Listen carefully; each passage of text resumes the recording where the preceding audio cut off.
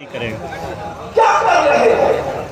دنیا میں جیو، کھاؤ پیو، انجوائے کرو، نہیں آ رہا ہے اب گا رہا صحیح. لیکن کچھ آباد کر لو. جگہ جی لگانے کی دنیا نہیں ہے، یہ عبرت کی جا ہے، تماشا نہیں ہے.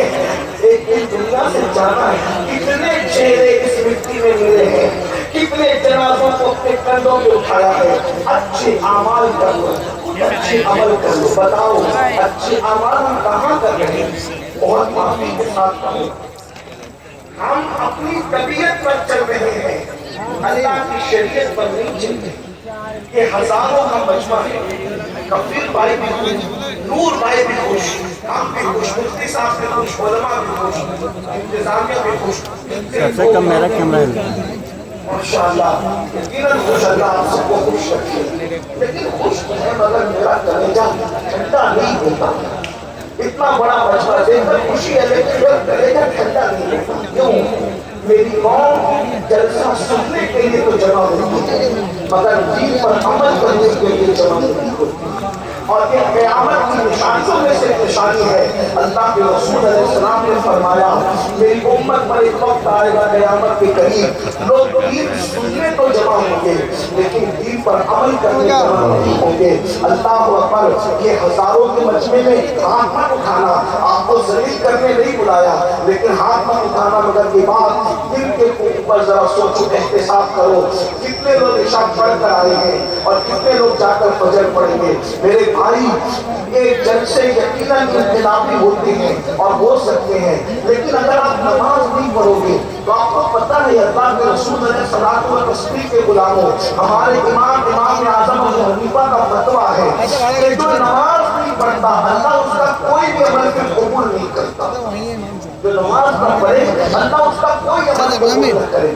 اگر مجھے لوگوں کے ذوق کا خیال نہ ہوتا تو میں پوری زندگی صرف نماز پر تقریر کرتا. کیوں؟ اس لیے کہ قرآن نے جتنی بار قرآن نماز کا ذکر کیا ہے اتنی بار کسی عمل کا ذکر نہیں کیا. کسی عمل کا ذکر ایک بار، کسی عمل کا ذکر دو بار، کسی عمل کا ذکر تین بار، کسی عمل کا ذکر چار بار. تنہا نماز وہ عبادت ہے میرے بھائی جس کا ذکر اللہ نے قرآن میں 700 مرتبہ فرمایا ہے. 700 مرتبہ. صوفیہ فرماتے ہیں اسی لیے کوئی ایک وقت کی نماز چھوڑتا ہے تو وہ 700 مرتبہ اللہ کی نافرمانی کرتا ہے. امام احمد ابن حنبل فرماتے بے نمازی کافر ہے، کافر. اللہ اکبر. مجھے بتاؤ نا میرے بھائیو، ذرا بتاؤ، اپنے آپ پر رحم کرو. یہ تم جنت کے خواب دیکھ رہے ہو، میں نے اس کا چہرہ دیکھ لیا ہے، میں اس بزرگ سے مرید ہو گیا ہوں، اب میں جنت میں جاؤں گا. میرے بھائی پہلے تمہیں شریعت کا مرید ہونا پڑے گا. اگر تم شریعت کا مرید ہے مجھے سب کی پیری مریدی کام آئے گی. اور اگر تم شریعت کا مرید نہیں ہے تو کوئی پیر تیرے کام نہیں آ سکے گا. اللہ اکبر. یہ بات میں اہل سنت کے مجمع میں بغیر کسی خوف کے کہہ کر کے جا رہا ہوں. اگر مجھے یہ یقین ہوتا، میں رسمی بات نہیں کر رہا ہوں، اگر مجھے یہ یقین ہوتا اس مجمع کے لوگ یہ کہتے ہیں کہ امیر القادری اگر تو ہمارے پیر پکڑ کے کہے گا کہ نمازی بن جاؤ تو میں مجمع کے ایک ایک شخص کا پیر پکڑ کے کہوں کہ نمازی بن جاؤ. کیوں؟ اس لیے کہ تم نمازی نہیں بنو گے تو تم جنتی نہیں بن سکتے. جہنم کے اندر چلو گے میرے بھائی، جہنم کے اندر چلو گے.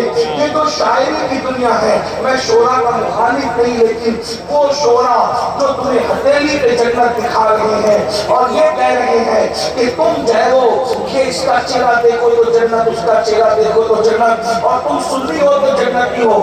پہلی بات تو میں یہ کہنا چاہتا ہوں کہ جو نماز نہیں پڑھتا، نماز کی قدر نہیں کرتا، نماز کی اہمیت نہیں جانتا، وہ کیسا سنی ہو سکتا ہے؟ اس کی سنیت کا مقصد ہی ذرا یہ تو بتائیں. میں بے نمازی کو ڈائریکٹ کافر نہیں کہتا کیونکہ میں